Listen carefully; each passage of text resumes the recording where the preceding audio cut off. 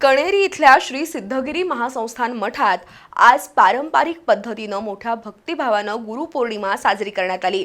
गुरुपौर्णिमेनिमित्त शिवमंदिरात भाविकांच्या रांगा लागल्या होत्या, तर मठाधिपती अदृश्य काडसिद्धेश्वर स्वामींच्या दर्शनासाठी सुद्धा हजारो भाविकांनी गर्दी केली होती।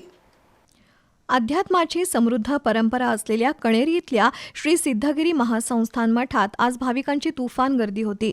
सुमारे 1200 वर्षांचा इतिहास असलेल्या हेमाडपंथी शैलीतील कणेरीतील शिवमंदिराची आकर्षक फुलांनी सजावट करण्यात आली होती।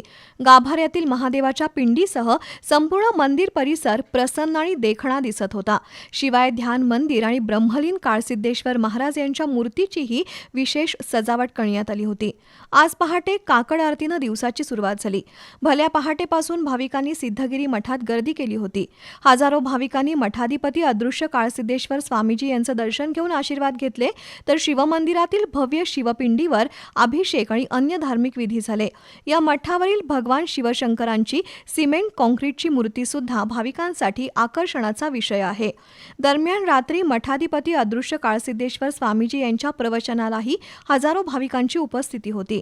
गुरुपौर्णिमेनिमित्त सिद्धगिरी मठ परिसरात आज भक्ती, श्रद्धा आणि अध्यात्माचं वातावरण अनुभवायला मिळालं।